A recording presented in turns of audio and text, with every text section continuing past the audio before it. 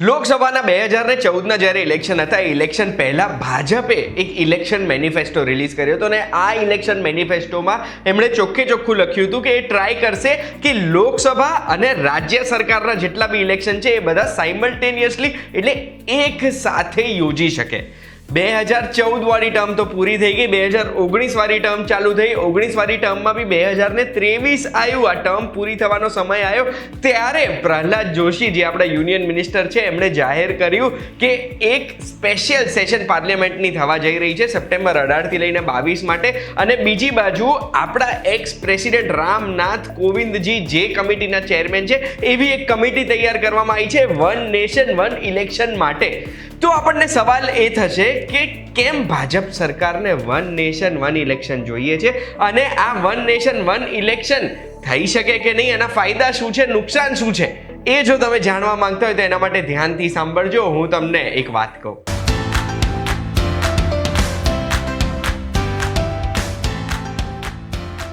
એક વાત કહું, આપનું સ્વાગત છે. મારું નામ છે ગુંજ ઠક્કર. હવે ભાજપને કેમ વન નેશન વન ઇલેક્શન જોઈએ છે? તો મેનિફેસ્ટોમાં તો એમણે આ શબ્દનો પ્રયોગ કર્યો હતો કે એમને પોલિટિકલ પાર્ટી અને સરકાર બેવના ખર્ચા બચાવવા છે, પૈસા બચાવવા છે અગર એક જ સાથે લોકસભા અને રાજ્ય સરકારનું ઇલેક્શન થાય છે તો આ વન નેશન વન ઇલેક્શન છે શું?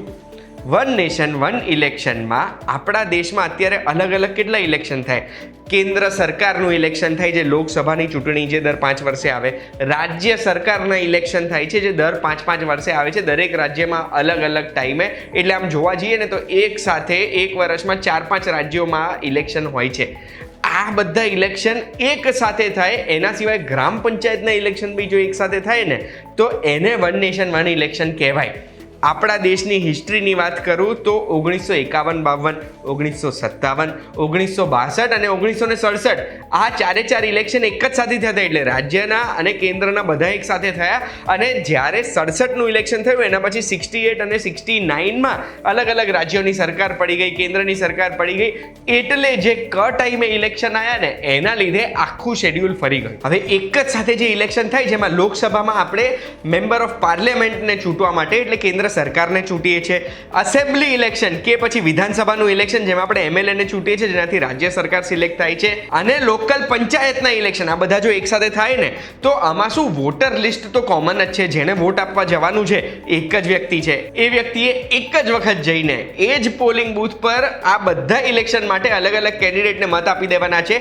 એટલે આ વ્યક્તિએ જે વોટર છે એ વ્યક્તિએ દર વર્ષે અલગ અલગ સમયે અલગ અલગ ઇલેક્શન માટે પોલિંગ બૂથના ધક્કા નહીં ખાવા પડે અને એક જ સાથે બધા ઇલેક્શનનું વોટિંગ પતી જશે. એટલે વોટરનો સમય બચી ગયો. હવે હું તમને આના ફાયદા નુકસાન કહું ને એ પહેલાં જે કમિટી આપણા દેશની સરકારે તૈયાર કરી છે ને એ કમિટીના મેમ્બર્સ કોણ છે ને હું તમને જણાવવા માંગુ છું. આ કમિટીનો હેતુ એ જ છે કે વન નેશન વન ઇલેક્શન આપણા દેશમાં પોસિબલ છે કે નહીં એની ચર્ચા કરશે, અને પોસિબલ છે તો કઈ રીતે ઇમ્પ્લિમેન્ટ થઈ શકે એની ચર્ચા કરશે. આ કમિટીના ચેરમેન આપણા એક્સ પ્રેસિડેન્ટ રામનાથ કોવિંદજી છે. એના સિવાય 8 કમિટી મેમ્બર્સ છે જેમાં અમિત શાહ છે જે આપણા હોમ મિનિસ્ટર છે હાલના. એટલું જ નહીં, અધીર રંજન ચૌધરી જે ઓપોઝિશનની બિગેસ્ટ પાર્ટીના લીડર છે. ગુલામ નબી આઝાદ છે જે એક્સ ઓપોઝિશનના રાજ્યસભાના લીડર છે. પછી આ કમિટીમાં એન કે સિંહ છે જે 15મી ફાઇનાન્સ કમિશનના એક્સ ચેરમેન હતા. પછી સુભાષ કશ્યપજી છે જે લોકસભાના સેક્રેટરી જનરલ રહી ચૂકેલા છે.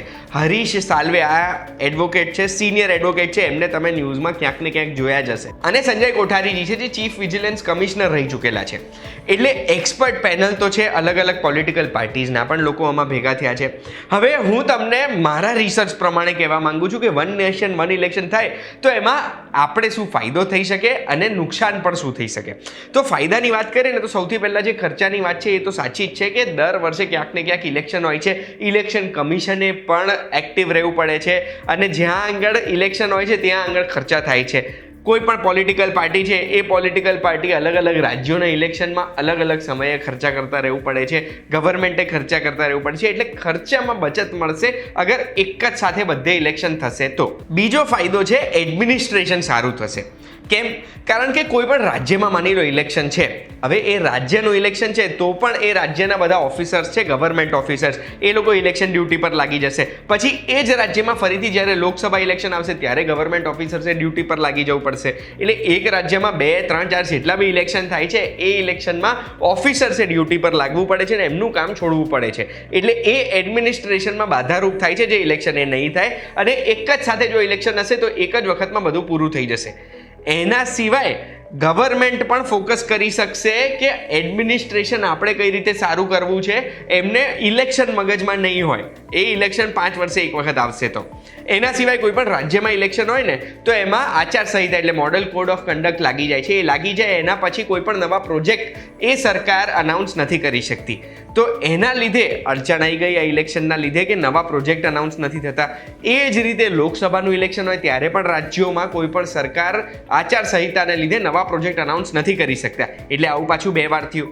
આ એક વખતમાં પતી જશે. એનો મતલબ છે એડમિનિસ્ટ્રેશન સારું રહેશે.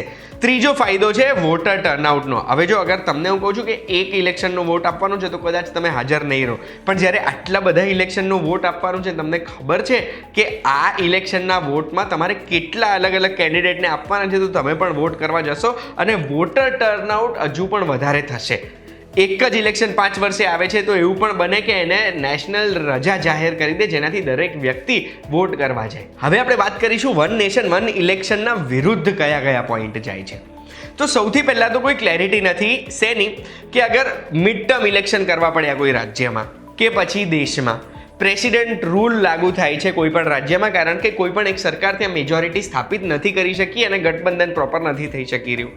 નો કોન્ફિડન્સ મોશન, કોઈ પણ ઓપોઝિશન જીતી જાય છે અને સરકાર પડી જાય છે. એના સિવાય બીજો પોઈન્ટ જે વિરુદ્ધ જાય છે ને એ રિજનલ પાર્ટીઝના વિરુદ્ધ જાય છે. કોઈ પણ ઇલેક્શનમાં નેશનલ પાર્ટી વધારે ખર્ચો કરી શકે, નેશનલ પાર્ટી વધારે લાઇમલાઇટમાં આવે, એ તો ક્લિયર જ છે.